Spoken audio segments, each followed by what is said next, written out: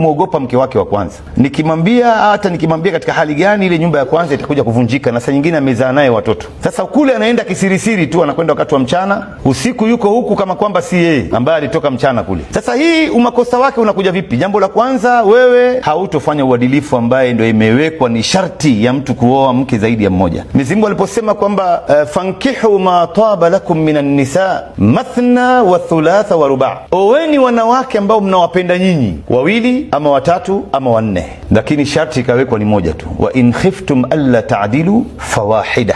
Ikiwa mtahofia kwamba wewe huwezi kufanya uadilifu, hauwezi kufanya justice baina ya wake wawili hawa, basi oa mwanamke mmoja tu. Sasa hapa wewe utakuwa mwadilifu wa kujificha, ndugu yangu? Hauwezi kuwa mwadilifu, na mwadilifu ni katika kila kitu. Ukilala siku moja huku, utalala siku moja. Labda mmeelewana, mimi nitakaa siku mbili huku, siku mbili huku, hiyo ni maelewano. Wewe leo unampa huyu nusu saa nzima, huku unampatia masaa 23. Kuna uadilifu hapo?